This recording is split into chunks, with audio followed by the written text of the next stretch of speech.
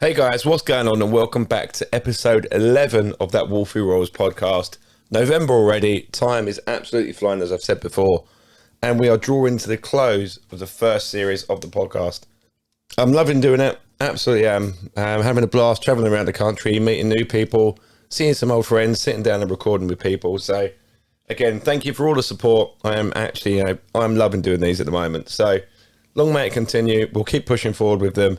And I've got some big plans for next year as well. So just a few things to get into before we actually get into the episodes. Obviously, if you are listening to this on release date, it will be the weekend of the IHS Manchester show.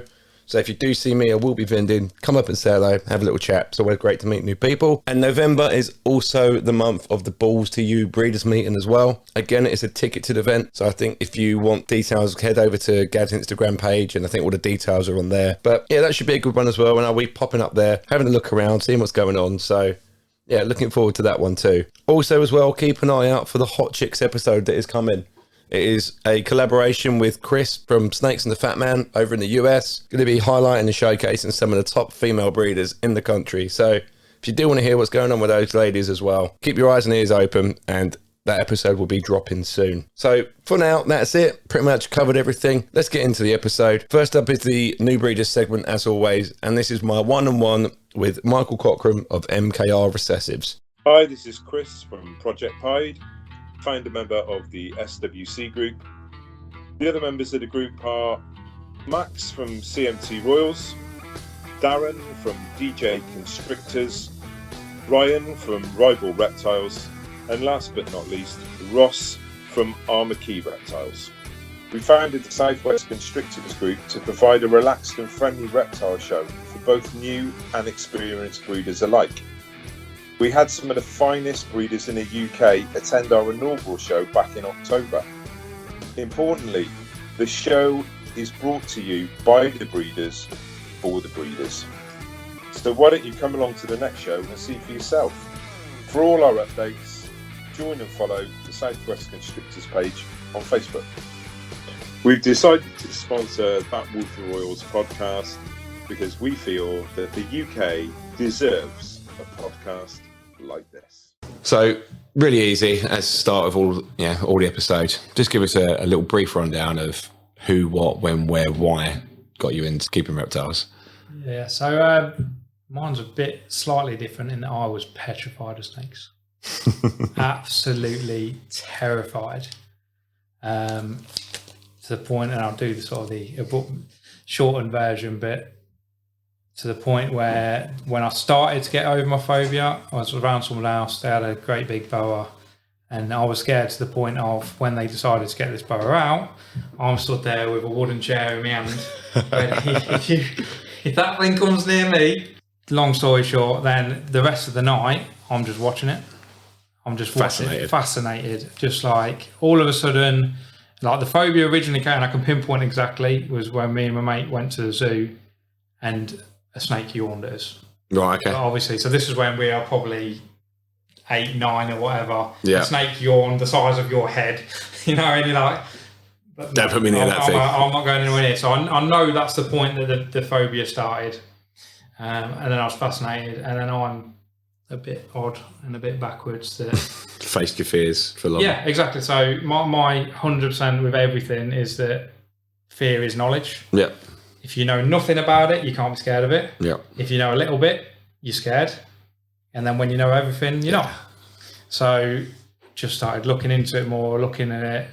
And then it was a case of, right, okay, I've got to get one. So I went out and got a boa. Probably not the best first thing to go and get. Good start, like that one. This was what, 15, 20 years ago. Okay. So obviously at that point, ball pythons were, do not touch them. They will never eat. They will never do anything. You don't touch them. Didn't want like the corn snake things. Didn't want rapid little things and you can't see where the body ends and then it starts. Yeah. So it's got to be a boa. And I had that for a little while. And in truth, I was probably not fully over the phobia. Okay. So naturally with a boa, and I was doing everything wrong. I had tweezers sort of 6 inches big to try and feed it with. There's no education was there back then. There was no nothing. It was just like, this is what you do. And obviously a boa, every time it's feeding time, every time you go in, Almost taking your hand off. Exactly, it was going for everything, you know. And I'm thinking, it's more interesting going for me than it is the prey, and it then started thinking, well, is it going to start going for the kids? Is it going to start doing this? Is it going to start doing that? And the phobia side of things, rather than actually it was me that was doing things wrong, probably the little bit of phobia. Yeah. Like, no, it's definitely a little bit of the fear from get rid of it still.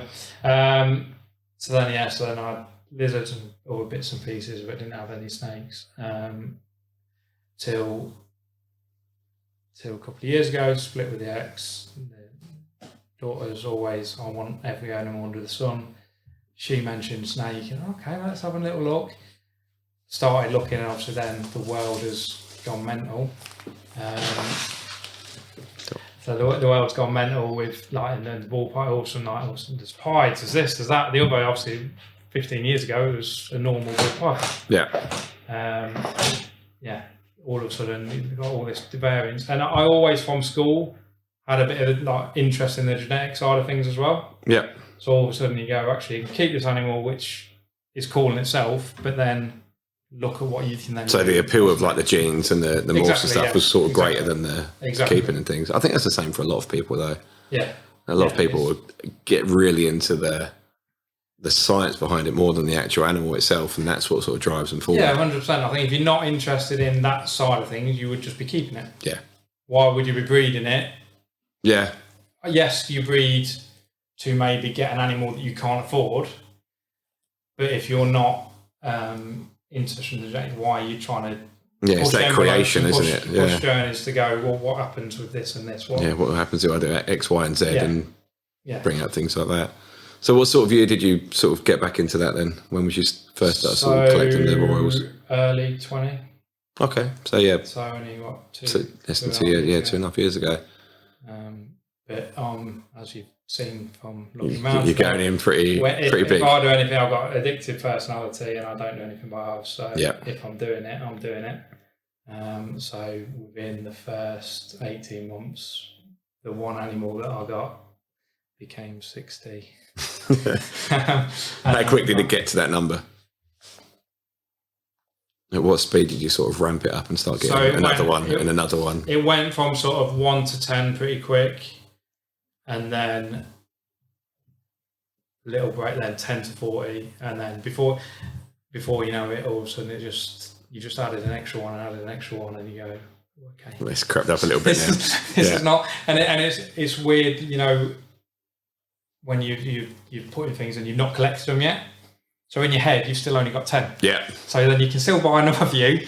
Yeah. Because you've still only got 10, and then all of a sudden you collect them all at once and go, 10's become 30. How did that happen? Yeah, where did these extras come from? I don't remember them. And also because, which is not a great part for my personality in this hobby, I am impatient. Snap. So then it became, you know, initially I would be buying hets, something with that gene in. And then I would see later down along, there's a visual version with the genes. Just go and buy that instead. So I'll go and buy that. Why am I going to wait another 3 years? Save the 3 years, speed up a bit. I could jump straight into that. So, and obviously I made all the same mistakes that everybody makes of buying everything and seeing it all and going, well, I need that and I need that and I need that. Yeah. And I need it now. So I had to have a little slim down this year because I was buying everything so quick within that sort of 18-month window. Yes, I've probably still got 60 left, but I was going to have 35 females ready to go this year. That's a lot. It's a lot of work. Second season. Yeah, that's a hell of a lot of work. I had 7 last year, and then I was going to be looking at another 28 on top. Okay, so 35 pairings. Obviously, yes, they're not all going to go, but even if you get 20, 25 of them, you get 25, that's a massive thing for your second year. 5 or 6 eggs a clutch. What am I doing here? So I had to really look at it and go. Also, when you start thinking about, okay, so if the odds hit, I want to keep that. I want to keep that. I want to keep that. And then all of a sudden you go, I'm going to need a new house. Yeah, and then you go, I've got to do this again next year with another 30 Yeah, exactly. animals. Yeah, then they'll be coming through, and then all of a sudden it's like, okay, well, we've been. If I got what I wanted, trying to house 500 hatchlings all of a sudden. I need 500 old backs, and I need I needed. Crazy, isn't it? So yeah, so quickly. So how have you decided to sort of base your projects? What did you decide to buy into and sort of work with from the start? So obviously, as you can tell from the name of the bit, it's I decided to go recessive route. But again, that's where I did make the mistake of I went into pretty much a lot of them. All of the recessives. Any of them that I like, I'll go for all of them. And then it's only then that I've started to recently go, that's too many projects. Yeah. You know, like I think I had 6 different recessives, plus then trying to mix odd little doubles bits, and triples. And well, all of a sudden, that's going to get way too big. So then it just ultimately just came down to what I liked, what I wanted to work with. So obviously, like with the migraine stuff that I've got, I really like that project because being new to it, I can still make my own strides and do things that nobody's done. You know, with still being a relatively new project. You're not following someone else's footsteps. I'm not following someone else, but I can walk my own path with it. Yeah. I can go, which is scary and good at the same time, but I'm not just recreating, you know, and that's why partly I ended up deciding against, and I've sort of moved away from clown a little bit, because everything that I do really with clown would just be recreating what's been done previous. Yeah. And yes, that's great, but I kind of want to do my own thing. Yeah, if you do the migraine, you've got something that's a bit more authentic and a bit more you. Yeah, exactly. Yeah, that makes sense. So, what are the sort of the 3 main recessives that you're working with now? So I'd say migraine, hypo, and then DG/ultramale. They're both. Okay. I mean, you've got quite a lot of pied stuff as well, haven't you? Yeah. So the pied stuff. So the pied stuff was what really was like the initial, like, because just when you're coming into it, all of a sudden that pied's how visually appealing. Yeah. How does this snake? So initially, when I first came into it, I was going to have 5 pieds. And then I was going to put like 1 gene to them all, and then keep the next one. And then obviously you realise that the way this hobby works, and it's not the way it all goes. So with the pied stuff now, I'm purely going down the double route. Yeah. So not that, and I don't like the term of dead gene, but I think just singular pieds, unless it's a top end pied. Yeah. Everyone's got them now. I think all those, those top end pieds, the combos that everyone is shooting for, they're all basically the same 5 or 6 genes in there as well. Yeah. OD, NG, yellow belly. Yeah, those are like your standard. That's your staple, and then add a couple to it. Nowadays, if it's not an OD yellow belly pied as a base, it's like, I'm not really looking at that. Yeah, exactly, yeah. So whilst I think there's still room for breaking new ground at that top end, for the middle and low, it's like, well, let's go into hypo pied, let's go into ultra pied, let's DG. I did see today, D and Joe's posted the Tornado pied. Yes. That looked really nice. That. Fantastic looking animal, that, which will, no doubt bring some eyes back to the pied gene. And of course it will. Of course it will. And these things in any hobby, in any industry, in anything, it all works in cycles. Yeah, it's going to be completely cyclical.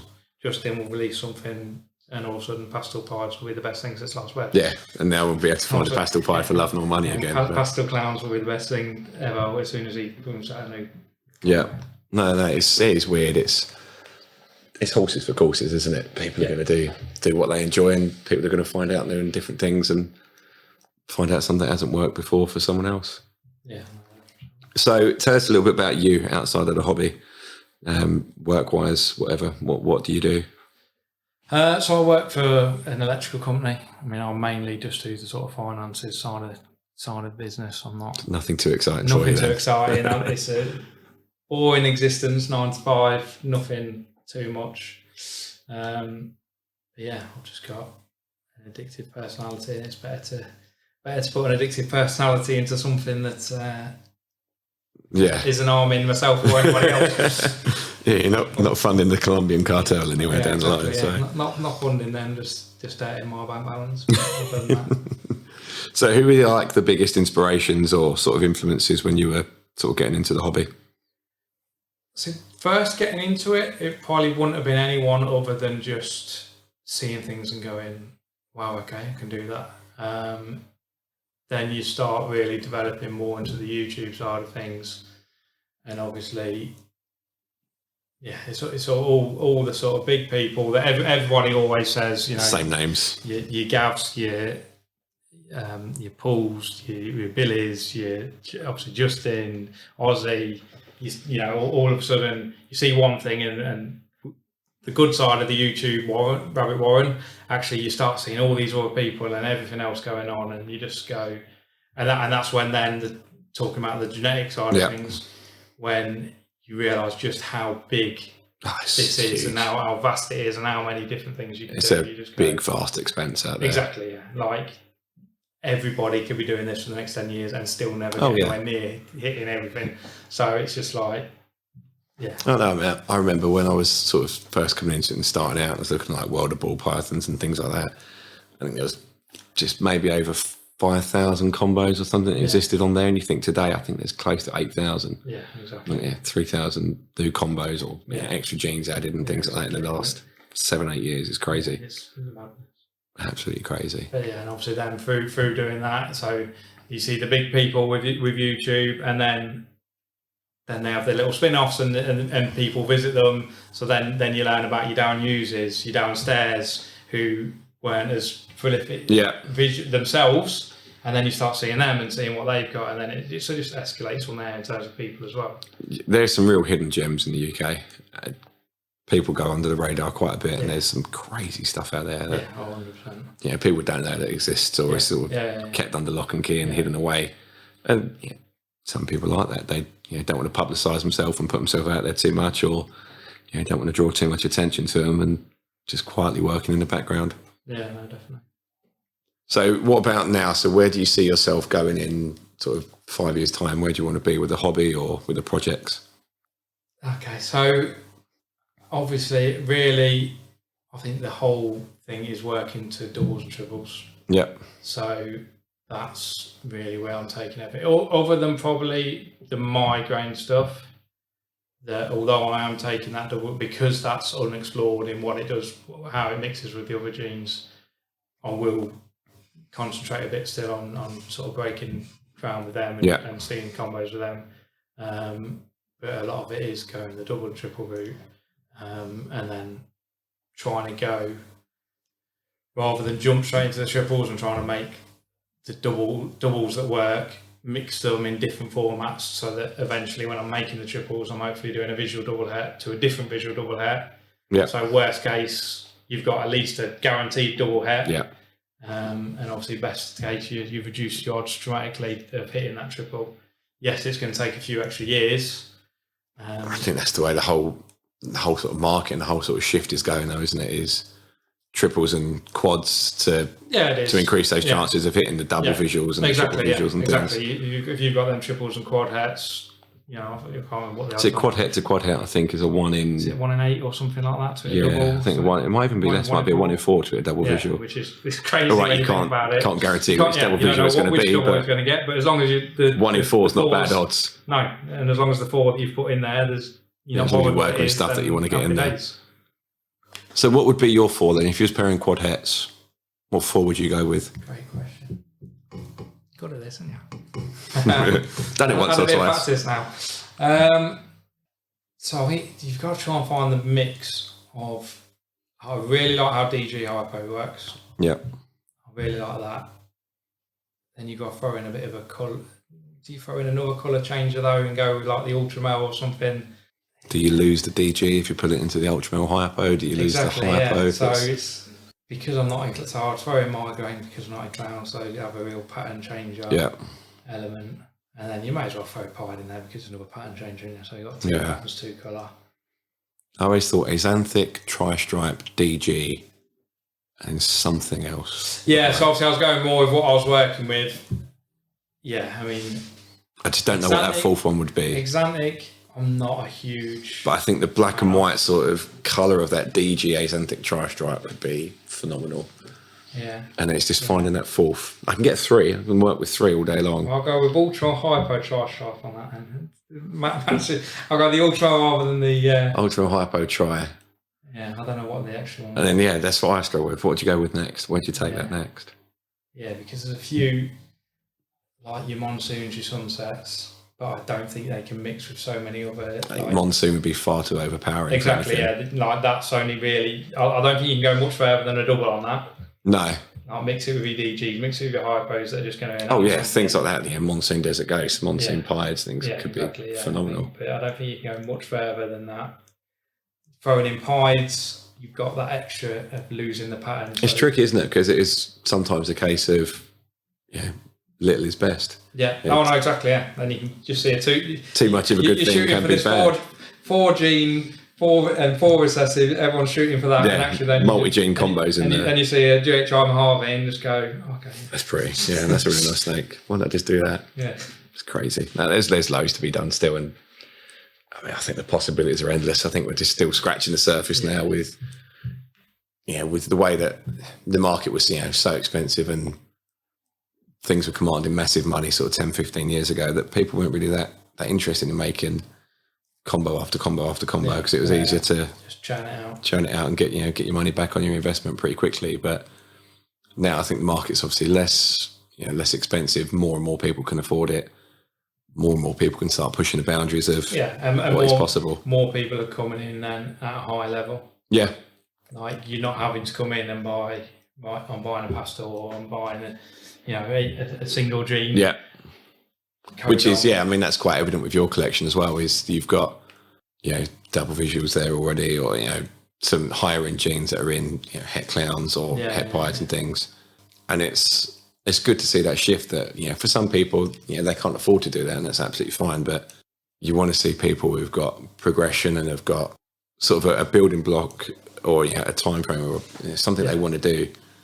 It's good to see them work towards that. 5 years time, or what's the end goal for you? Do you want to be? Is it something you want to do full time? Is it something you're just happy as keeping as a hobby, or is it something you want to maybe? Yeah, I don't necessarily see it as a full time thing.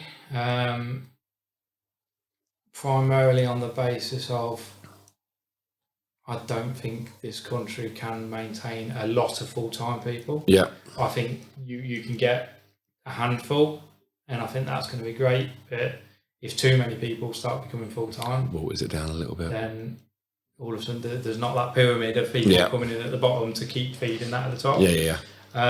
For me, it's a nice retirement dream, as in, to not have to be relying on pension. It's probably more valuable than a pension at the minute. It's not a lot more valuable than any sort of pension. It's something that, yes, if it then allowed me to retire that a little bit earlier, and then still have something coming in financially, that for me, in terms of for now, the money side of things is not.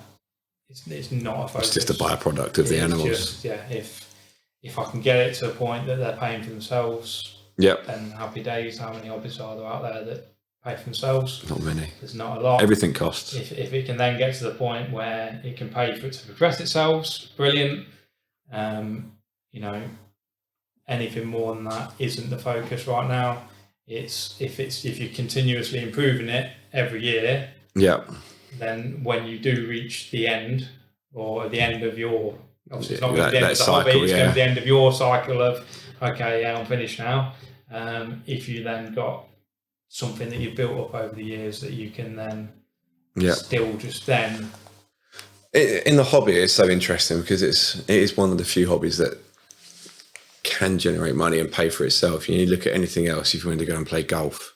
Exactly.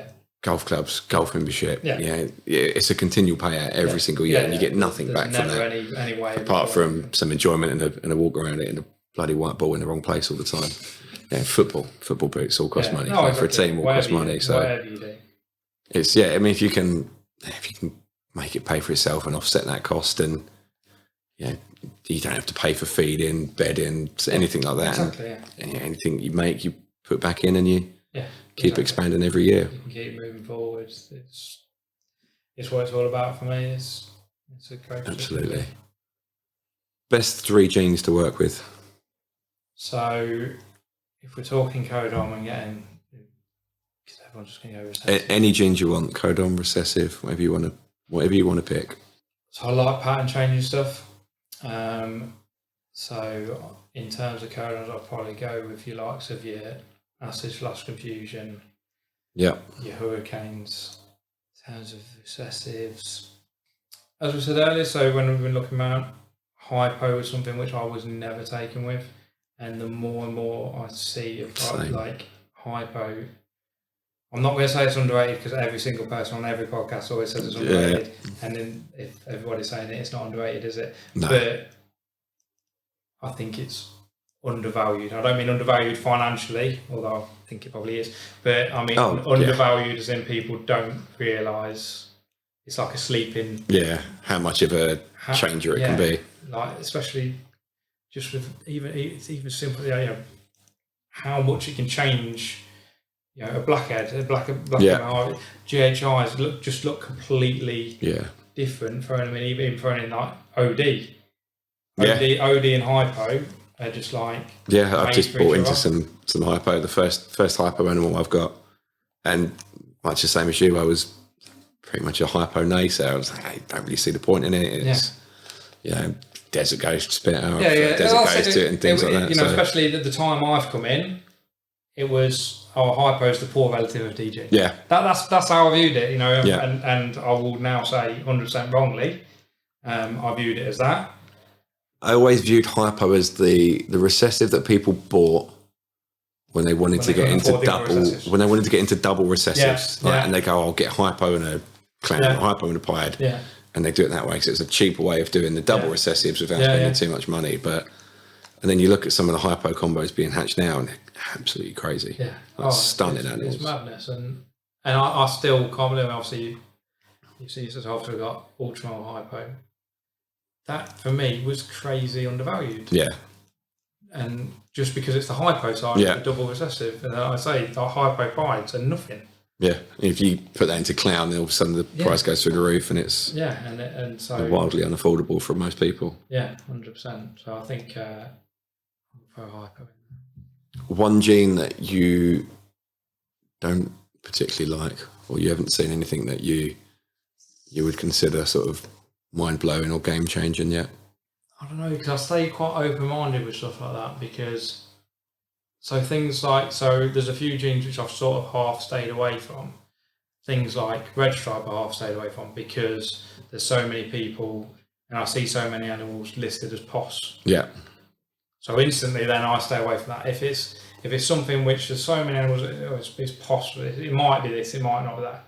But red stripe, put red stripe in certain combinations. Like a yellow belly clown, exactly, that's crazy. It's absolutely out of this world. Yeah, no mistaking it in some animals. Exactly, yes. But then because of that, I would stay away from it. Just in that it's an extra headache I don't need. Yeah, it makes sense. I can see that. Like you say, you do see a lot of POS red stripes or POS this and POS that. Yeah, exactly. So whenever I see a gene that has got a lot of that, I like genes which it to look at it. Yeah. Like you don't want to be second guessing it all the time. No, exactly. Like I say, things like Hurricane, GHI, confusion. You see such a big pattern changer. You know exactly what it is. Yeah. The colour change and like you can look at someone and go, has it done anything? But then like they say, you got Ultramon. It's Ultramon or it's not. Yeah, completely. 3 genes that you want to add to your collection. It's a tricky one because of how I've done it. So because I'm been a bit stupid in some ways, I went out and got pretty much every gene that I desperately wanted. Yeah. Thinking that if I get it now, then I'll get to the end results quicker. Not realising that by getting it all now, then everything becomes ready at the same time. And so I think if I was to say that, it probably wouldn't necessarily be the codons, it would be other recessives which I'd like to get but haven't got the space, time, etc. for. So like tri-stripe I really like. Again, like your sunset monsoons, which are very nice in their own individual form. I don't know necessarily where it goes from there. It goes because they are so overpowering, but I think at some point with those you've got to go the double route enhance them that way. But then at some point, there'll be a gene that everyone's forgotten about that will all of a sudden you'll throw it into and go, oh, okay.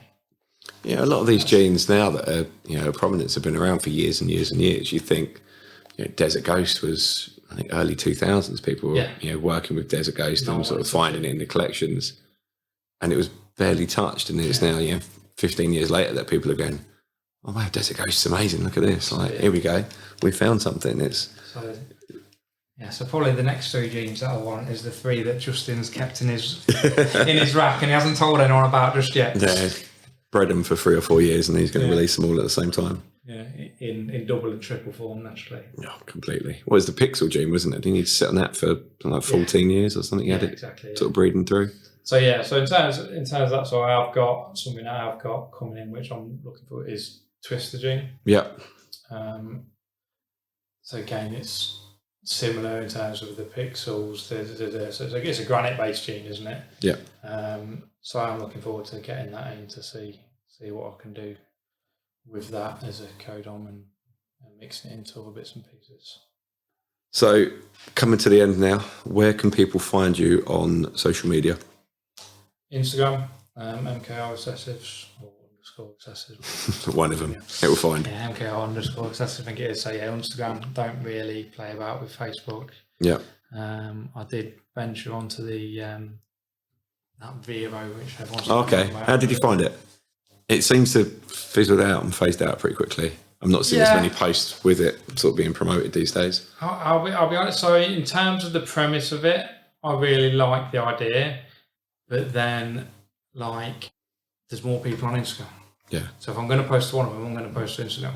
I just saw everyone promoting it. I thought I really can't be bothered setting up another social media account. So then it became a little bit for me of, well, I'm posting to Instagram and then I'll post the same thing to Vero. Yeah. And whilst I really like the idea that there's no algorithms and there's none of that side of things, equally, because then everything's in chronological order, how many people are going to sit and scroll through pages and pages and pages to find when you last posted? Yeah. If you've posted 8 hours before, there's a reason algorithms exist in some ways as well. Yeah. But I think eventually a happy medium will be found between the two, and maybe there's a way of selecting certain things. And I mean, I know, and that's a good thing with Vero in that you can put things out to different levels. So I think for the likes of like Gavin and Paul, who've got the Patreons, they could use it to show only certain people. So they could set up levels to say, right, this is only going to go out to my Patreon holders. And it's a nice little way of showing them, but not showing the rest of the world. Yeah, a little extra bonus. So for me, if you started in like sort of 2020, you obviously entered in like during the COVID years. So how important was like social media for you when you were first starting out? Or how important do you think it is for the hobby when it's, you're first starting out? I think it's massive. I mean, the biggest thing for me was joining the Patreon. Yeah. I don't want to be Patreon wars and all that. Because I don't think it's about that, and I think it doesn't matter which ones you're in. Yeah. Obviously, I'm in Gavswan. I joined Gavswan. It was and it's been great. You meet a lot of people that I would have never met. Yep. You learn a lot of things that you'd never have learned. You have your eyes open to things. You get your name out there, and I just think, regardless of whose Patreon people are in, Patreons are great. Yeah. And the Discords, and you realise that they all help. There's other people out there that can all help you. As I say, you get to know people that I would have never got to know. As I said to you earlier, obviously, I never liked hypo until I've been to see Gareth at Clean Balls. Yeah. That was through, I was speaking to someone on the Discord who wanted to say, from Gareth, I was working close to Gareth, go and meet him. Yeah. Would I have just reached out to Gareth as a newbie and say, oh, can I come round your house? Yeah, it links you up, doesn't it? You wouldn't. So just them link-ups and just them little talk. So that, for me, 100%. And also the fear factor a little bit. Coming in as a nobody and you go in, oh, I'm going to start producing these. Who's going to buy from me? Yeah. Nobody. Yes, you can put your name out there on Instagram, but people still if the algorithms aren't in your favour, you won't get seen either. People still have to know you exist to then see you on Instagram. Yeah. So just by actually then joining these things and getting your name out there and meeting people, and then you meet people who then introduce you to another person, and then it fans out, doesn't it? Yeah, of course. It's just it's a big chain, isn't it? It's... And also then all these people that you see on Instagram are no longer scary because they are just... Yeah, I mean, I've said it before, and the actual Royal Python hobby or community, whatever you want to call it, it isn't that big in terms of people that are active in it. For the most part, there might be thousands and thousands of keepers or people who breed and whatever, but there's a very limited number of people that are actually putting themselves out there and 100%. Putting in the hours or putting in that social media presence and that work, who are actively known. So essentially, somewhere down the line, you will you'll link up or know someone. Someone. And, 10 degrees separation, whatever. Exactly. We all know someone who knows someone, and so just that initial step in breaking down those initial barriers was massive for me. Yeah, completely. It's word of mouth as well is massive in this sort of instance, because the amount of times you look at buying an animal from someone and someone you know or someone you're familiar with says, "Oh yeah, I bought an animal from them." Exactly. Top quality, all good. And that's it. So I mean, initially before I joined that Patreon, like I made a big thing of I would collect every animal that I bought. Yeah.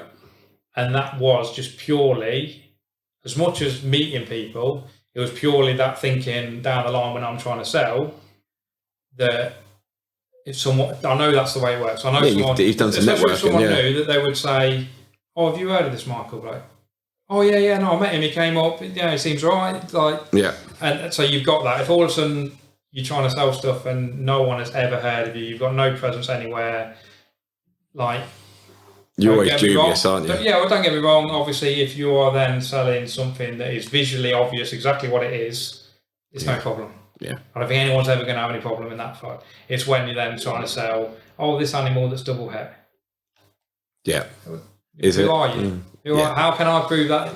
If you've built up that network of people that, yes, you may not know them exactly, but, I've heard of him. Yeah, no, he's all right. You'll be fine. If he says it's that, it is that. It does help. Word of mouth, reputation. You can have the best animals in the world, but if you've got a crap reputation, you'll never sell any of them. Exactly. But there's no shortcut to getting reputation. Yeah. By networking and all that side of it, at least you can get some way towards, I don't know what the sort of under of reputation is, but you know what I mean, sort of acknowledgement of some sort. Exactly. But no, it is, isn't it? It's the way it goes. It's thousands of hours to build a reputation and sort of minutes to lose it, isn't it? It doesn't take long at all. Well, as I said, coming to the end of it. So just to recap, MKR_Recessives on Instagram. Are you on Morph Market at all as well? Yeah. Same, everything's the same. Perfect. There you go. So go and check it out, have a look, and go and drop likes, follows, whatever you need to do. Thank you very much for coming on. No, thank you. Hi, this is Andy over at Club More Reptiles in Liverpool, sponsoring the Wolfies podcast. We've decided to sponsor the podcast because we massively believe in the reptile community and especially Royal Pythons. So if you're ever in the Liverpool area and you fancy popping in to say hi and having a brew, then come on over. Anyway, back to Wolfie on the podcast. And there we have it, guys. That was Michael at MKR Recessives. So as I said at the end of the episode, head on over to social media pages, drop him follows, likes, subscribes, whatever you need to do. And just give him some support. So on to the main guest now. This is a guy that many people probably aren't aware of. He keeps himself to himself, keeps himself hidden away and a little bit quiet. But he's now starting to come out and show some of the amazing combos that he's working with. And, some of the genes that he's got going on as well. He's working with some of the hottest genes right now, especially in the clown combos, like some crazy mind-blowing stuff. Really, really pretty snakes. So without further ado, this is Taylor Knight of TK Constrictors. Right, we're recording now, so we're good to go. So joined by Taylor from TK Constrictors. Thanks for coming on, mate. Cheers, mate. Thanks for having me. No problem at all. So, as always, just give us a brief, quick rundown of sort of who, what, when, where, and why got you into sort of royals or reptiles in general. I've always been into reptiles, mate, since I was little. And I got a rat snake for my 16th birthday. And then I think I was looking up videos on rat snakes in general, and I came across one from Brian Barczyk. Yeah. Common trend, really. And then I got my first royal, got another royal. I got a bumblebee and a lesser pastel, and I paired them, produced a killer queen bee, and then it kind of just went from there, mate. Spiraled in. Yes, mate. Yeah. How long ago was that? 9-10 years. Okay, so quite a while then. Yes, mate. Yeah. So obviously now you're sort of quite heavily focused on sort of clowns and royals in particular, rather than the rat snakes. What sort of took you that route? Just the diversity of clowns, really. I mean, there aren't many genes like clown. Like there's genes that you could argue are better than clown, like Desert Ghost and stuff like that. But clown works with everything. You can do it busy, you can do it subtle, you can do it bright, you can do it dark. Yeah, there is. There's a huge range of. I mean, you look at we was talking about earlier, like the busy clowns, like the spot nose clowns and things. Yeah, you had Enchi or leopard or something like that. And you completely reduce it down, so the diversity is crazy in clown. So where would you say was like the point when things started spiraling up for you in terms of numbers and sort of the amount you was keeping?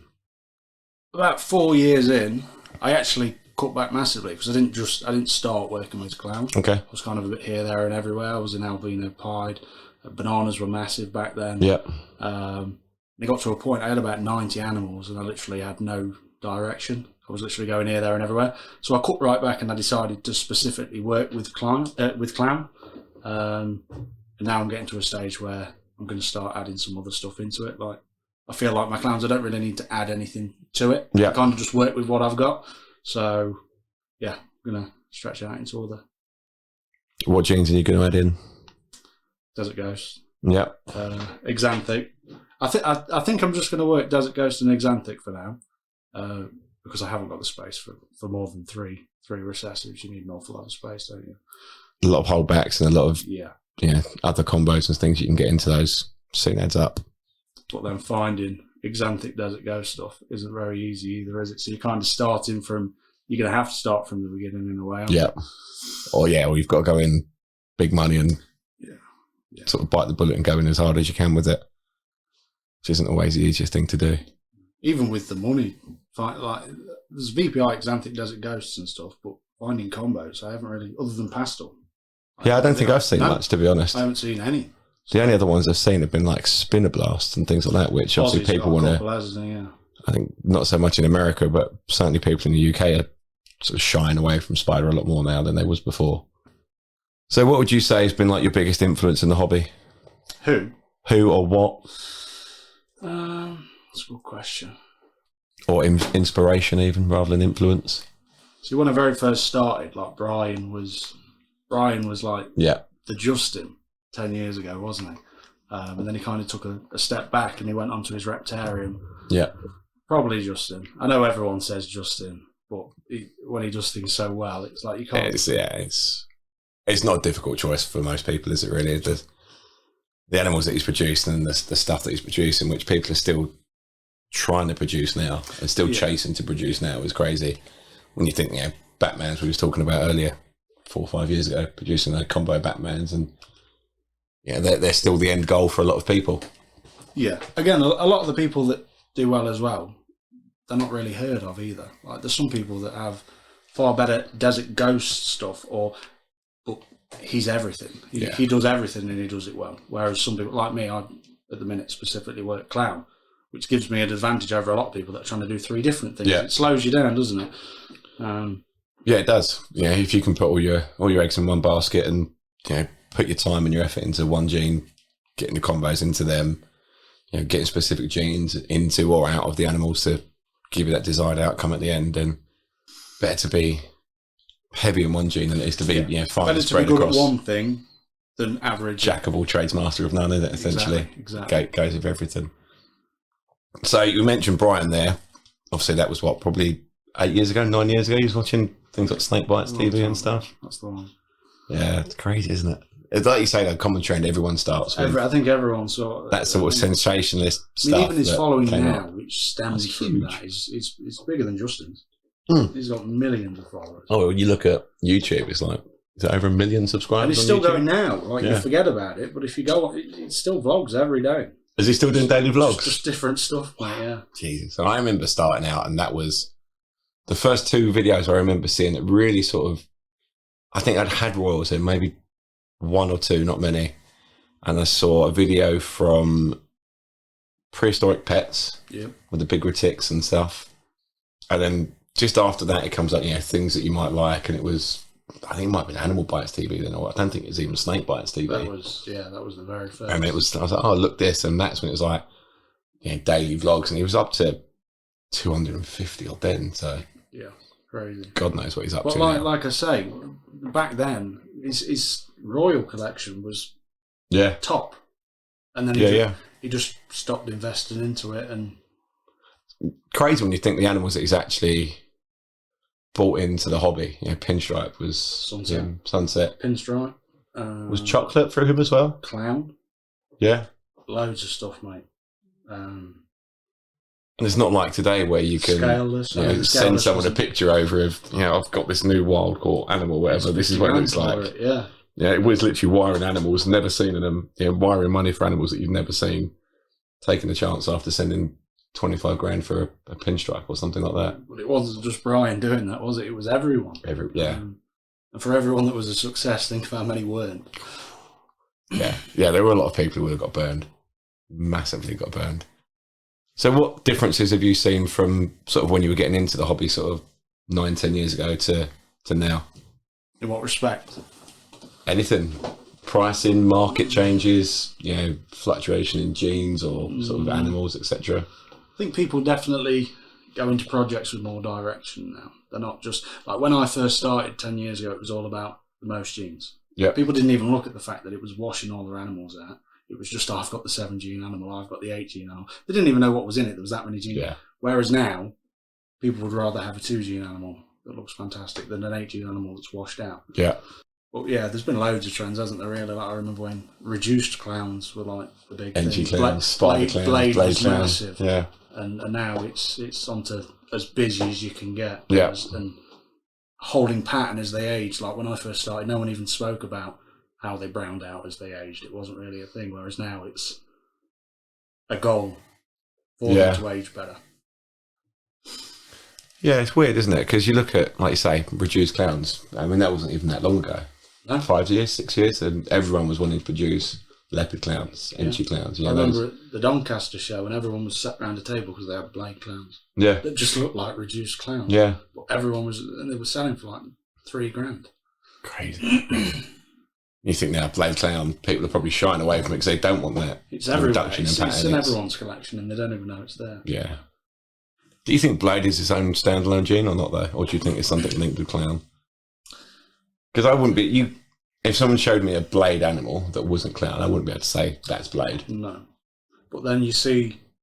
I haven't seen one in a while, but like when blade was a big thing, I remember seeing super blade clowns, and they were noticeable. Like it was just a dorsal. Yeah. There wasn't anything else to it. But you'd think with blade floating around everywhere, people have produced more animals like that. And I personally haven't seen it. No, I've not produced one either. I don't think I produced anything where blades just popped up and... No, but like you say, outside of clown, I don't think Brian actually... I think Brian had the first, unquote, blades, and he was selling them as just reduced clowns. He wasn't selling them. He was just selling them as a clown that he saw as reduced, and then someone bought it and... Yeah, because I remember going into pet shops years ago when I was first into royals, and it was like reduced clown was all it was ever marked up as. No, I don't think anyone knew any different then. No. But then, like you say, it could just be a line of clown that's a reduced pattern. Possibly, yeah. Loads of genes like that at the minute, isn't there? Yeah, there's a lot of diversity in genes as well, which people seem to forget about. Yeah. I mean... People see one example of a gene and they go, that's what it should look like. Yes, and that's not how polymorphism is huge. It does play a massive factor. But then allelic genes, they were unheard of 10 years ago. Yeah. I mean, I remember the first time I learnt about the word allelic, and it was the soul sucker. Yeah. The hidden gene worm and and now there's so many genes that we're finding are on the same allele as each other. Yeah. Like and they're still discovering it now as well. Even I think this is allelic with such a... Yeah. It wasn't even that long that, 2 genes have been around for ages, Enchi and cinnamon. Was that 3 years, 2 years, 3 years ago? Yeah. And we're only just discovering that, Enchi and cinnamon were allelic, and they've probably been worked with hundreds of thousands of times over those the years that they've been around. And not one person's noticed, hang on, I've not hit any normals from this pairing. Whereas now people are actually looking for it, aren't they? Yeah. Do you think that's because people weren't that worried what they hit because prices were so high that it was just like, okay, well, I've Enchy and Cinnamon and I've hit, Enchy Cinnamon's fantastic. Possibly, I can sell them and off they go. But now the prices come down, people are looking at what they're actually hatching and... Yeah and no, because then back then as well, people would have been they'd have been pairing an Enchy Cinnamon to a normal in hopes of hitting an Enchy Cinnamon. Yeah. And then when you just sit in Enchy and Cinnamon, you'd have thought someone would have put 1 and 2 together and be like, hang on. Like this because they had normals lined up in racks, didn't they? And they just buy one male. They just buying and buying like a pinstripe male at 20 grand, and they just pair it to as many normals as they possibly could. There was no, we'll put this to 4 females. It was literally breed it to as many as they could. You hear the stories years ago when they just used to go around like pet shops in the US and just try and find adult females for sale because just to put these new genes you couldn't find them anywhere. So and they were paying like $1 a gram or something for adult females. $1 a gram, yeah. And then at one point it ended up that was the rate with the going rate, pies, wasn't it? $1 a gram. $1 a gram, yeah. Crazy. Yeah, you don't get that now. Long gone those days, really, haven't they? Doesn't happen like that now.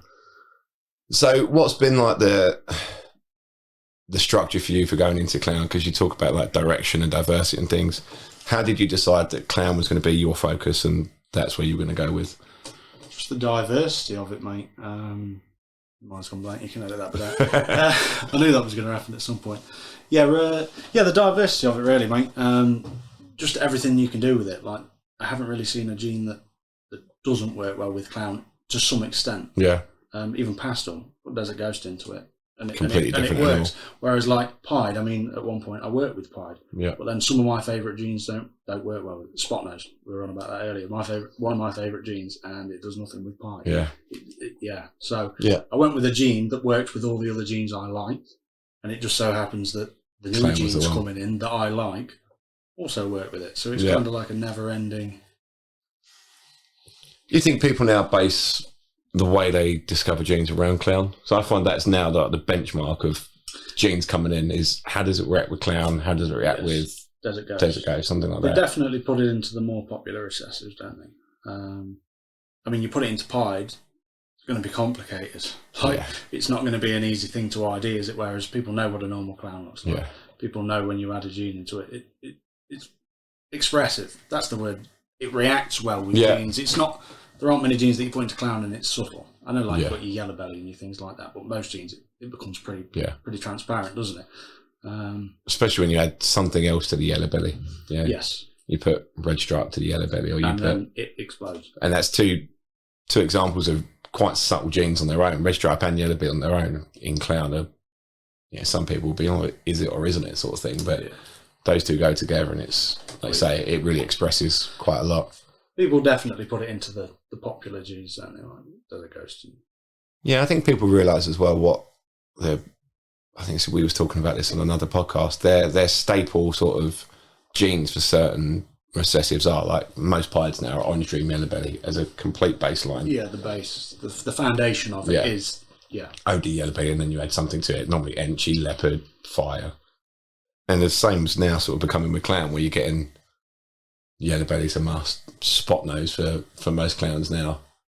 It is changing completely. Well, then again, I think that's another reason I like clown, because you can have so many different bases. Yeah. Like you say, pieds, most of them are orange dream, yellow belly, fire. You don't really see them mixing the light and the dark with pied. No. I'm sure people are getting around to it, but like I haven't seen a GHI orange dream pied. I haven't seen dark and light seems to be split, whereas people will happily interact dark with light in clown. In clown, yeah, completely. I'd say that is probably what you go back to it being more expressive, because GHI and pied, love the animal. You put GHI in clown, completely expresses completely different. Changes the snake completely. It's like a new building block, isn't it? Yeah, definitely. So what has been the best advice that you was given or during the time in the hobby? Sort of either coming into it or sort of when you were restructuring and focusing on the clown, etc. Make a plan and stick to it. Like, I know a lot of people over the years that have bought an animal for a project, and then they'll grow it up to 800 grams, and then they see something else they like, and they'll sell that to get into this new project. If I commit to something, I commit to it. Yeah. If I say I'm going to breed this, that's what I'm going to breed. I don't get a new male and then swap the breeding over. I make Stick to your plan. Stick to it, yeah. How far in advance do you put your plans ahead? Like, do you work 2 seasons, 3 seasons, or are you right? Okay, this is this season's plan, and they'll see what hatches and I don't plan work from too there. far ahead. I kind of base it off of what I'm producing. Yeah. It's like you can't, like some people will plan 5 years in advance, and I suppose if you've got a really diverse, wide collection, you can do that too. Yeah. But I'm kind of relying on the males that I produce this year to forward my projects in the follow. So until I've seen what I produced this year, I can't really. Like I'm always adding animals, but again, like we spoke about earlier, I'm very fussy, so it's hard for me to find animals to bring in. So most of my animals I produce myself. Lost my train of thought again. How do you decide what you're going to add in? So if you're looking for a new gene or a new animal to add to your collection, what are the requirements that needs to sort of tick for you? How it ages. Yep. How it reacts with certain genes. So I've got genes that I think are really good genes. I'd like to see how that gene reacts with these genes, so to speak. Like if it's a new gene, then I'll just see how it's reacting with what it's been worked with. But ideally, I like to see it in particular genes, and whether it's a darkening gene, an enhancing gene, a pattern altering gene, it varies on. Yeah, there's loads of things to take into consideration.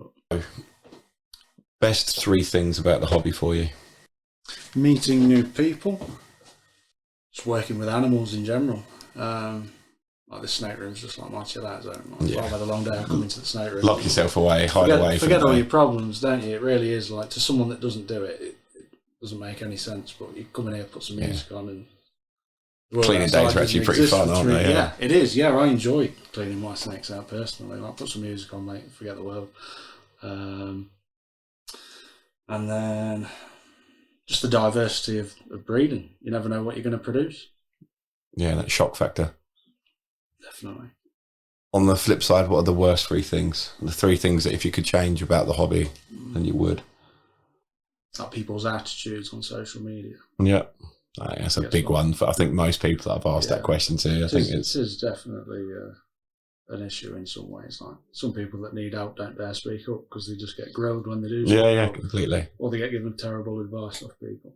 By people who have been around 2 minutes. Yeah, people. Yeah, and you see it a lot more than you'd think. Like, I don't know. Like, this is my only hobby. I don't know whether other hobbies are the same. Like where, but when I'd been breeding a year, I wouldn't have felt confident jumping in and telling someone how to do things. But like, I don't like doing it now.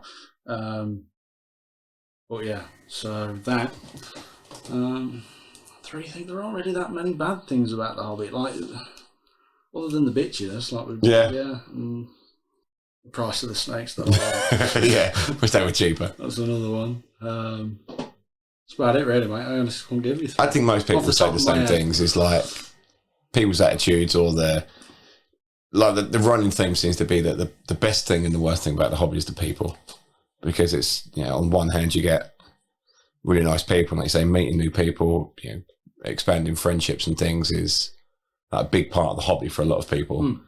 On the other hand, you get people that are just absolute idiots, and you just think, "Oh God, not them again," sort of thing. But they tend to come and go, so it's not the be all. They weed themselves out after a while as well. I think the lifespan for those people is quite short within the hobby. I think they all come in with the same idea of spend a few quid and they're going to make a hell of a lot of money at the end of it, and that's it. They'll be set for life, and I think that shows up pretty quickly. Yeah, they realise it's not a quick millionaire scheme, is it? It's a long and patient process to do anything. Yeah, nothing in life that's worth doing is easy, is it? That's it. It's not the way it works in any aspect of life. But I think that's part of the fun when you've been like working on a project for like 4 or 5 years, and then you see it come to fruition.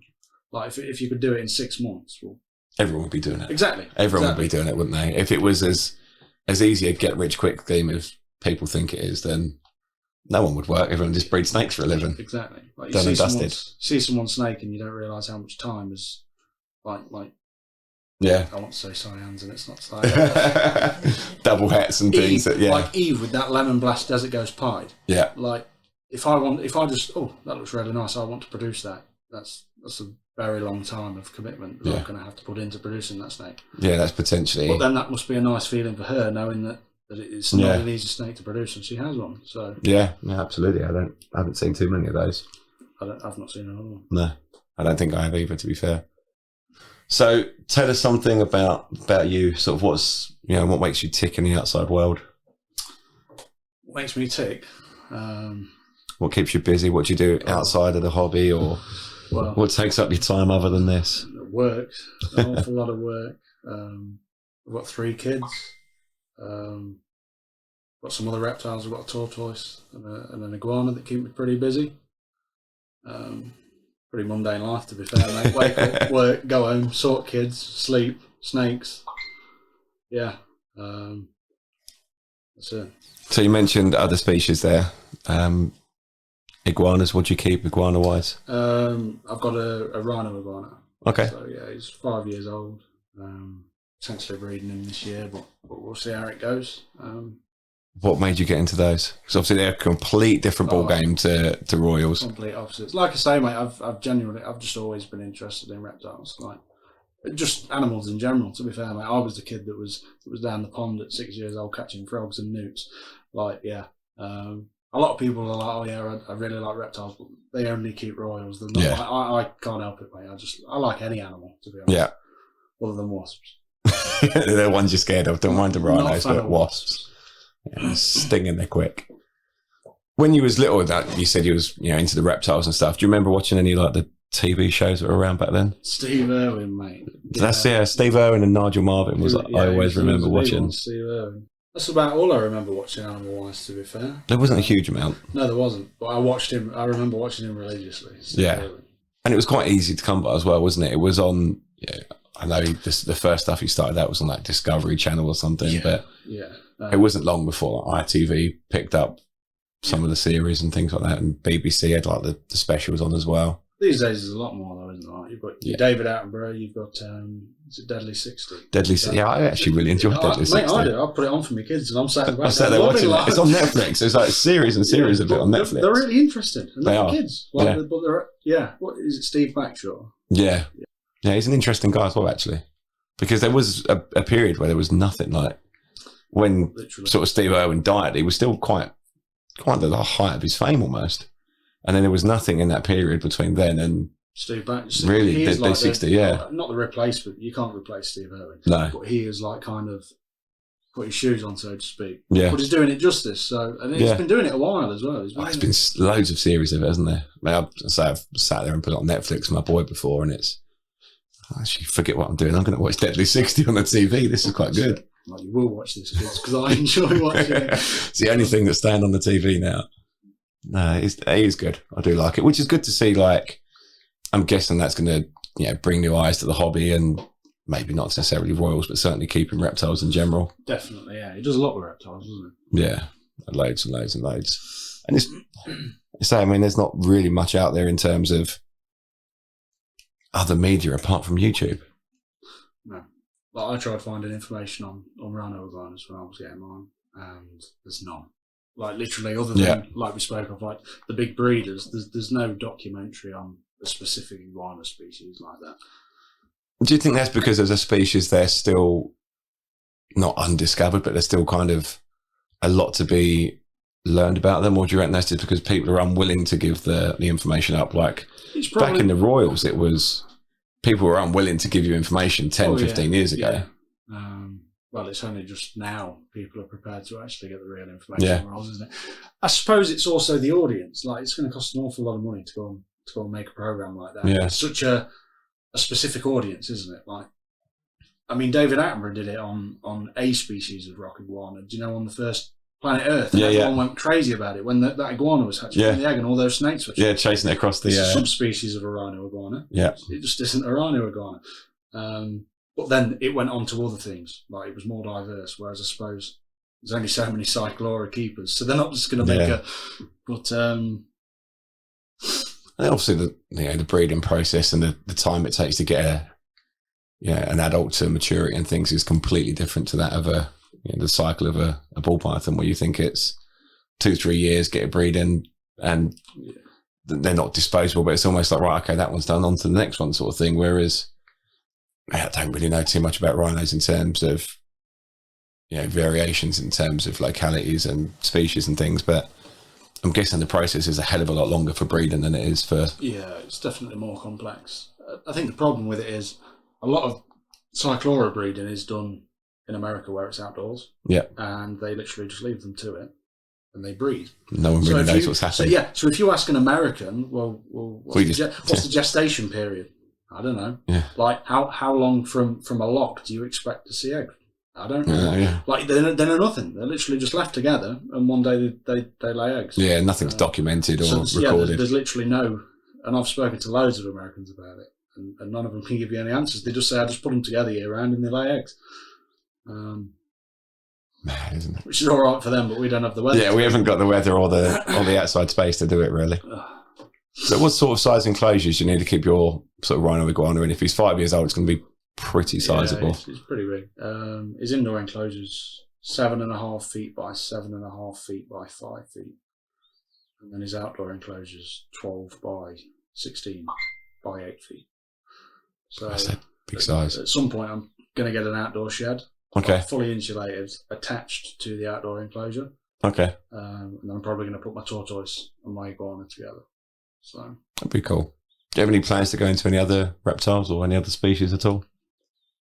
No, probably too will busy. End up at some point. yeah, too busy to be fair. There's loads of reptiles I'd love keeping. It's just having the time and the space, isn't it? Like if I didn't have to work, mate, if I had loads of money sat in the bank, infinite amount of money, I'd buy London's reptiles often comfortably. If I had the money and the space and time wasn't an issue, and it, Komodo dragon all day long. Yeah, I was just fascinated with them as a kid.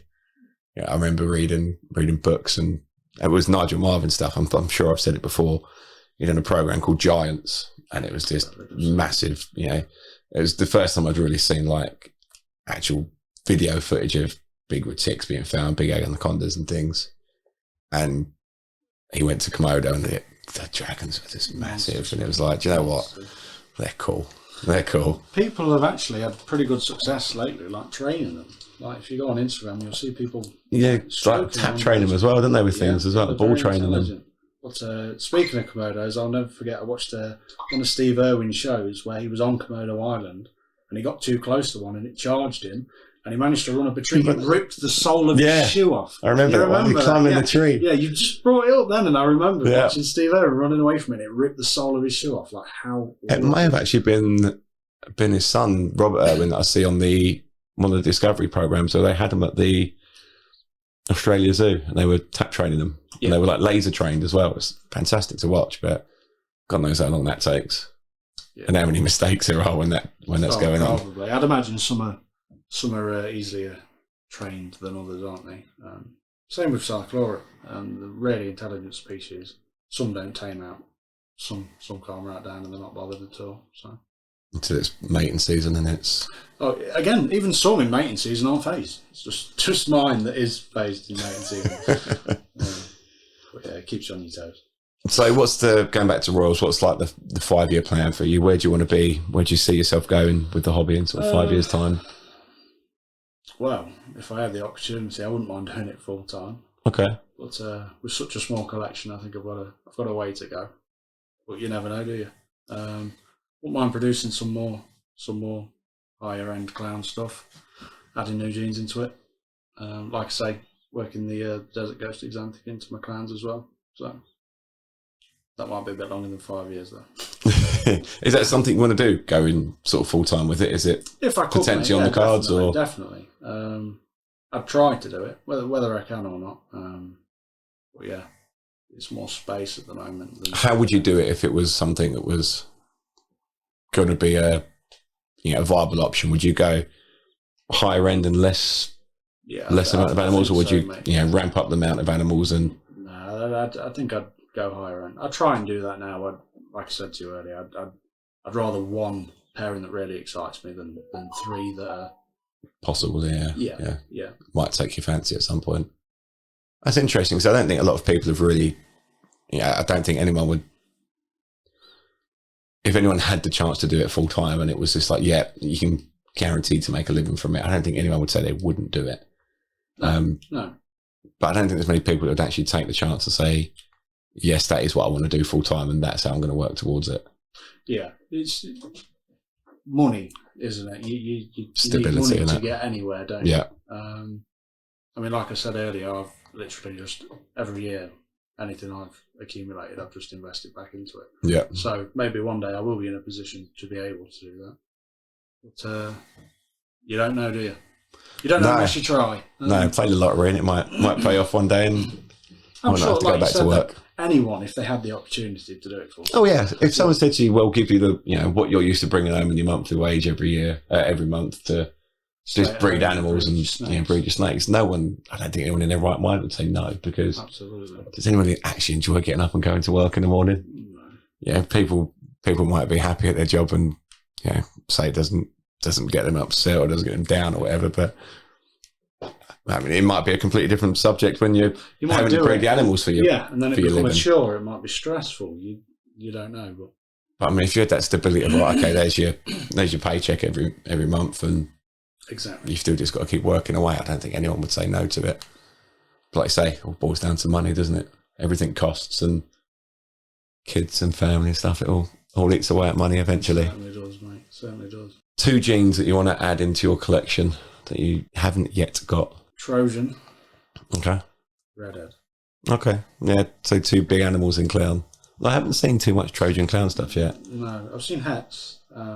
It's quite unusual. It almost has like an ultramel look to it. Yeah. It ages. It's not an ultramel, but it brightens in a weird way. Okay. In a way I can explain it. But I don't think I've seen a hurricane Trojan clown. Okay, because I've only seen the Trojan in Desert Ghost. I don't think I've seen it in clown. No doubt Justin's got some hidden away, but he definitely will, mate. He definitely will. Like I say, when I was buying that lace yellow belly clown, I thought, oh yeah, the super lace clowns are nice, aren't they? And I was like, yeah, if he produced one of them though, he'd never sell it. Like that'd be his old back. Then I watched the video and he's got a Desert Ghost super lace clown. Like what on earth? Like the odds of hitting that animal. Yeah, I would love to know how many chances he takes at producing those and what his actual odds are in.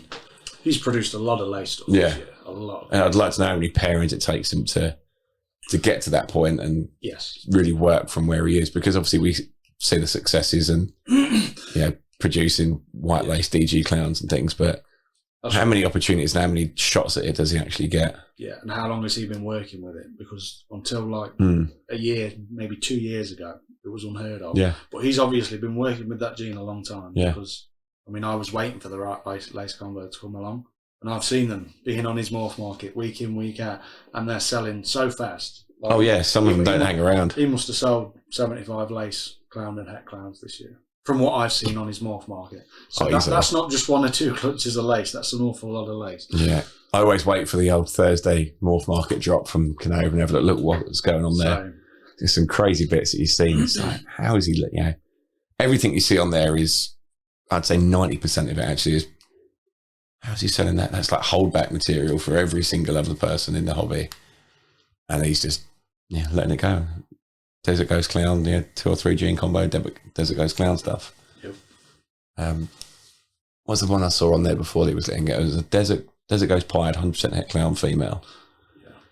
I remember you saying, How feels he letting that go? I know. Like, even if you've got the triple, like, surely you still want that female to produce more triples. But absolutely crazy when you think that's, for most people, that's 6+ years of work to get to that point. Unless you actually sit down and work out what it took to produce that animal, you don't realise how long has he been working at that. And I bet there was possets involved in those pairings as well to get to where he was with it. Yeah, I mean, fair play. It's fantastic stuff to see, and it's all inspiration. It all keeps you driving forward, doesn't it? 2 genes in your collection, or 2 genes that you've had in your collection that you wasn't that keen on, or you wasn't that fond of, or that were underwhelming for you. Pastel. Well, that was before the days of Desert Ghost. Yeah. So working solely with clown, pastel isn't really a gene that I aspired to add into everything. Paint. I had a visual slash het paint Yeah. a couple of years back. And Before the morph market reclassification or whatever it was. Yeah, and that was a bit underwhelming when I put it to 4 females. And Really? There was Nothing. no sign of anything, really. And then I sold the surplus, and some of them actually started proving out as het hypo.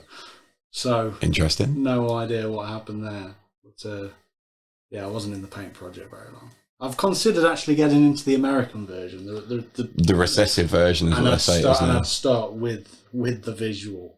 But yeah, I don't think the codon version's for me personally. It'd be interesting to see now with the shed testing and things coming out, whether the European version and the American version are actually the same, or whether there is differences and it's just been labelled the same name, or See, whether something has. the European version, it's Jamie Post Yeah, and she says it's not the same. yeah, And I believe her, because surely there'd have been a visual produced Yeah. by now, and there hasn't. But then she says that her version's codon. So it's weird, isn't it? Because I know paint and in the US Sentinel's the Sentinel same, is isn't the it? same- So yeah, it's the same thing. But Rob Hurd works with the European version, and I've seen some of his animals, and there's clearly something there. yeah. So So is it just a het that's shining through or is it recessive that's shining through in a het version, or is it actually? no, because he said that, like, he showed me a visual. It didn't look like an American visual. Like the American visual, it's very like granity and pixelated, Yeah, isn't it? very, very pixelated. Almost like the pixel that Yes. Justin was working with. Whereas this one wasn't. It was more like clean. It had an unusual head stamp for the combo that it was. Okay. It's weird, isn't it? How that's just. But then with genetic testing, like you said, maybe they'll. How do you find something if you don't know what you're looking for? Yeah, I guess Like, if you don't years know and what- years or months and months of testing sheds and looking for. It's like a new Sort of gene. DNA code, isn't Unless it? you've kind of got it pinned down, you can't look for something that isn't Yeah. there, so to speak, can you? Yeah, that's interesting. What do you make of the whole genetic testing thing? How do you see it sort of helping the hobby or taking away from the hobby a little bit? I think it'll progress people's projects a lot faster. Like, people won't be bothered about doing hat to hat because Yeah. obviously you can find out what's hat and what's not. Could there be some negatives? Possibly. Might make things harder to sell. Yeah, In some ways. Like, if the market's overpopulated with hats, like at the minute, you've got to think a lot of people will look at a POS hat and they're not really. Like, Yeah. You don't really buy a POS hat for a POS hat. no. Like, some people might, but personally, I don't. No, I wouldn't buy a posset if it was something that I was hoping was going to prove out to be het. Yeah, because then If it was a posset on top of the gene that I already wanted, then sure, Appetites yeah. will take it, yeah. Whereas that won't be there, will it? So there's, instead of, I don't know, let's say 100 hets produced and then 200 possets produced, Yeah, or 300 possets and 200 of them are visual, well, all of a sudden you've got 300 yeah, hets and 100 normals, then haven't you? All of a sudden. yeah, completely. But I don't think you'll know unless, well, we'll find out soon enough, won't we? Yeah, I mean, people are saying, oh, it's going to change the way the market is and stuff, but you're relying on people testing everything as well. Yes. It's Like, how it still you costs. guarantee So, that. if you're producing 100 possets a year, you're not going to go and test every single one of them because it just You won't won't be think. worth your time. You're going to leave that down to the buyer, and then it's how much is the buyer really bothered? Does the buyer want to take a chance and prove it out? And it depends what the posset is as well. If Yeah. it's just a normal posset, is it financially yeah, is it? justifiable of getting that shed tested? So I'm not really sure how much it costs in the US. I know some of the genes over here that are being tested at the moment are sort of between sort of £40 and £60 a shed. I've heard it's free in America. Oh, really? Even with RG? I know the original.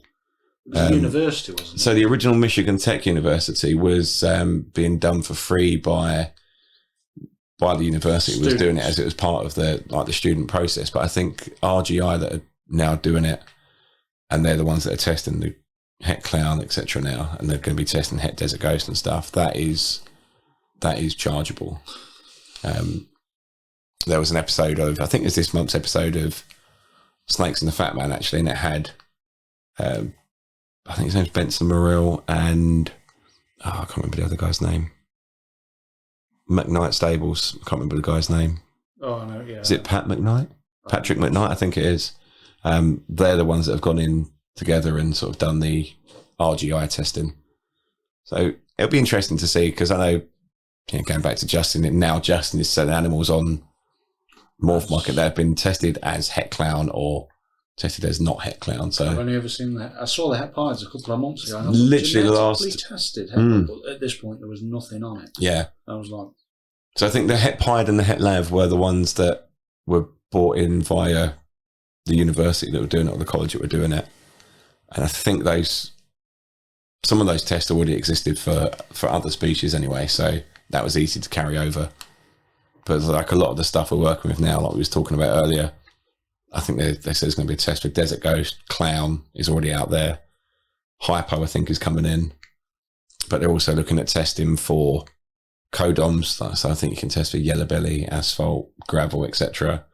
Orange Dream, Super Orange Dream, I think they said was going to be on there. definitely think that'll have a benefit. So I think it will get to a point now where it will be, and by the way they were talking about in sort of explaining it, it will get to a point where it's now just like a drop-down box and you just click which genes you want to test it for, send your shed in, and they'll be able to tell you within X amount of days how many. Yeah. I think they said they can get through something like 500 sheds a week.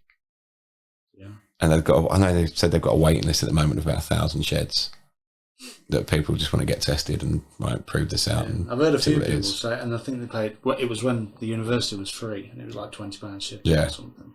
The only trouble is getting stuff over to the States for us now with shed testing is it's A lot more all complicated. now need science papers, even just for a shed, which is, it then makes it Madness. financially unviable for most people. In and out though. Yeah. It's way harder, isn't it? Yeah, completely. And even with Europe now, isn't it? Europe's completely changed, so the market will change a little bit, and I think like you say, it will have negatives and positives, but who knows? The question that I always ask on this podcast: you've got dinner party, 4 people, you can invite dead or alive. Who would you invite? Oh, I've not revised for this. Everyone always says that, and it gets asked every time. Steve Owen, Yeah, 100%. I'd go with him as well. type art. Yeah. Maybe Steve Backshaw. What do you think Steve Owen and Steve Backshaw might start scrapping? I tell you what, my money's on Steve Backshaw. He's a big bloke. He's a big lad, isn't he? Yeah. It's a really good question, to be honest, isn't it? My grandmother. That'd be a good one. I think that's 4. What are you going to be eating? Starters, mains, and dessert? I do like my food, mate. Sunday dinner downstairs. No, I'd probably have prawns for starter, Yeah. steak for main, brownie for dessert. You can't go wrong with the brownie, can you? It's the safest option on the menu. You can't go wrong with any of those, really, can you? Unless you don't like fish, then problems are out the window. And I actually don't like fish. you're out with seafood. No, well, I wasn't. My missus always used to do it. Everywhere we went, she'd have prawns for starting. I'm like, why are you buying the most expensive thing when it's like 2 mouthfuls and it tastes awful? She was like, here, try one. And I tried one, mate, and I couldn't believe how nice it was. No, I haven't. But yeah, other than that, I don't really like fish. No? No. Can't beat a bit of steak, though. A well-done steak, mate. You been to Miller and Carter? Yeah. Can't be a good Miller and Carter steak. The best steak I ever had was in a pub not too far away from me, and the chef was a South African guy. Yeah, my missus is South African. And the steak he cooked, I've never had anything like it. It was crispy and almost burnt on the outside, but so juicy and just rare in the middle. It's stunning. You sure I didn't just bang it on Yeah, it might have. It just banged come on out the grill the, and went for a smoke, didn't it? come out the bin from the night before, so it was a bit charred, but it's just the best steak I've ever eaten. But it's not there anymore, unfortunately. They like a good barbecue. South Africa. They know how to cook some meat, don't My they? missus' mum and dad, they'll barbecue in the winter, mate. They do not stand outside in the snow. And they call it barbecues, I don't know what they brides? Bri, yeah. Braai. A lot of lamb. A lot of beef. Have you had a Boerewors? Yeah, the sausage, yeah. Oh, I absolutely love that. But then they have the biltong in the driver's, so I can't stand it. Oh, I love biltong. Do you? Biltong's lovely. My missus, mate, she sat. Which one's the like the stick, the dry stick? Yeah. I think that's biltong. Yeah. Mate, she used to give it to my daughter when she was teething. I'm like, get that out of her mouth. It's awful. I love it. She loves it. I love the stuff. 3 bits of advice that you'd give to people coming into the hobby today. Don't rush into anything. As in, take your time. Have some form of plan. Yeah. Have a goal. Yeah. Stick to it. Try and get a good network of friends that can help you when you need it. Very good advice. Who have been your, so they're good group of friends that can help you when you need it. Who have been your sort of go-tos for advice or help when it's been needed? It's been scattered, really, mate. There isn't really a specific person. Like I was saying earlier, until a couple of years ago, I used to keep myself to myself for a lot of the time. Darren stares every now and again. I ask him and he's like, to be honest, mate, I don't know. I don't know, yeah. Don't ask me. I honestly can't remember the last time I asked someone a question. Mate, I think I've asked Alan Arif a couple of things. He's a very knowledgeable guy. There's no set person. It depends on the information I'm after. Yeah. Typically, it's ideaing. Yeah. Go to someone that I know works heavily with that. Like, I see a lot of people these days, and they'll ask someone that's never produced something for their opinion on something. Yeah, what do you think this is? It's a bit pointless unless you work with it. Yeah, their guess is going to be as good as yours. Yeah, like you need someone that has produced multiple of what you're asking about. Yeah. That's going to have a bit of confidence in their answer. So I can't really think of one person off the top of my head. It's more a good network of people. Yeah. Yeah, absolutely. I mean, I spoke to Eve about the Desert Ghost exam thing. I messaged you and asked a couple of questions about it just because I knew that she'd worked with it. Yeah. There's no point me asking someone that's never worked with it about. There isn't many people who've hatched in the UK either. No. You're pretty limited on who you can choose from. So you mentioned there that you used to keep yourself to yourself. So now is your chance to plug yourself. Where can people find you on sort of social media? T_K_Constrictors on Instagram. Yep. And North Market. And I'm on Facebook, but it's more just my personal profile. I don't really use it for my reptiles. Yeah, I tend to stay away from Facebook as much as I can. The only group I post in is Royal Connections. I've neglected that lately, to be fair. No, it's one of the better ones. You don't get banned for saying a swear word most of the time. It's the only one, and maybe in like clown ball python breeding or something like that. But the only group like UK based is Royal Connections. Yeah. So T_K_Constrictors on Morph Market and Instagram. Don't worry about the Facebook. Go and check them out, drop them a follow, and do what you need to do. Other than that, I'm going to wrap it up and say thank you very much for your hospitality. Thanks very much for coming on, and speak to you again soon. Thanks for having me. No worries.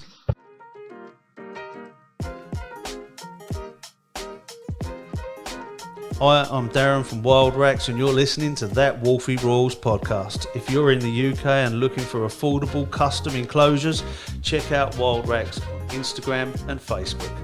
Back to the podcast. And there we have it, guys. That was Taylor of TK Constrictors. So, as I always say, head over to his social media platforms, drop him a follow, like his pages, do what you need to do. Show him some support and keep an eye on the amazing combos and the amazing genes that he's working with going forward. Just a few things to close on before we finish the show. So there is still room on the EU import and export. So if you do want to bring anything over from the EU, there is still room on the import, which I think is around about December time. And if you do have buyers in the EU that you want to send animals to, we do have an export going over as well. So drop me a message. I'll give you all the details, all the costings, etc., and we can get that sorted out for you. And also exciting new opportunities for next year. There is still sponsorship spaces available for the 2023 season of That Wolfie Rules podcast. If you are interested in being a sponsor and getting your name out there on the podcast each and every episode, drop me a message on That Wolfie Rules podcast page. I'll give you all the details and hopefully we can sort something out. Big plans for next year. I am thinking about adding a second show, which would be an international show. It would be a live rather than a recorded episode, and it would be on YouTube as well. So, I mean, if there is any other ideas that you want to float about, or you think you've got any suggestions that can improve the show going forward, again, drop me a message, let's have a chat, and we'll see what we can do. Other than that, I think I'm about done here. So, thanks very much for listening. See you again next month. Peace.